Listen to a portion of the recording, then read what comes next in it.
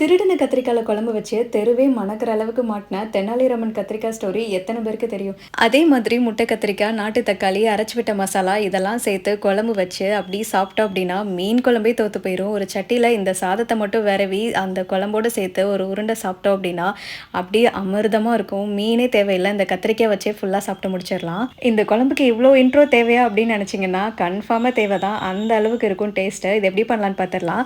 கத்திரிக்காவை 4 அந்த மாதிரி கீறி இதில வந்து மசாலா சேர்த்து எண்ணெயில வந்து நல்லா ஃப்ரை பண்ணி எடுத்துக்கோங்க. நான் இன்னைக்கு வந்து மஞ்சள் பொடி, மிளகாய் பொடி, உப்பு சேர்த்து உள்ள ஸ்டஃப் பண்ணி இந்த மாதிரி ஃப்ரை பண்ணி எடுத்துருக்கேன். இந்த அளவுக்கு ஃப்ரை ஆனதுக்கப்புறம் இதை தனியாக எடுத்து வச்சிடலாம். இன்னைக்கு நான் எல்லாமே நல்லெண்ணெயில தான் செய்கிறேன். அதே பேனில் கூட கொஞ்சம் நல்லெண்ணெய் சேர்த்து வெங்காயம், பூண்டு, நாட்டு தக்காளி இதெல்லாம் சேர்த்து நல்லா வதக்கிக்கோங்க. சின்ன வெங்காயம் தான் இதுக்கு பயங்கர டேஸ்ட்டு கொடுக்கும். கூடவே ஒரு துண்டு இஞ்சி, குழம்பு மிளகாய் தூள் வந்து சேர்த்துக்கோங்க. வெங்காயம் தக்காளி நல்லா வதங்கி வந்ததுக்கப்புறம் இந்த மசாலாவோட சேர்த்து நல்லா மிக்ஸ் பண்ணி தனியாக எடுத்து வச்சுட்டு இதை நைஸாக மிக்சியில் அரைச்சி வச்சுக்கோங்க தனியாக.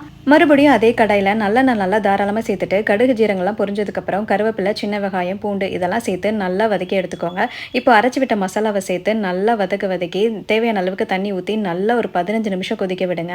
இந்த குழம்புக்கு பெரிய டிப் என்னன்னா, ஹை ஃப்ளேம் யூஸ் பண்ணாமல் லோ ஃப்ளேம்லேயே 20 நிமிஷம் வந்து நல்லா குக் பண்ணிங்க அப்படின்னா நல்ல எண்ணெய்லாம் பிரிஞ்சு குழம்பும் நல்லா டேஸ்ட்டாக இருக்கும். இப்போ இதுக்கு தேவையான அளவுக்கு உப்பு சேர்த்து வதக்கின கத்திரிக்காய் கடைசியாக புளி தண்ணியும் சேர்த்து நல்லா வந்து ஒரு 5 நிமிஷம் கொதிக்க விட்டு இறக்குனீங்க அப்படின்னா சூப்பராக காரக்குழம்பு இல்லை எண்ணெய் கத்திரிக்காய் குழம்பு எப்படி வேணாலும் சொல்லலாம்.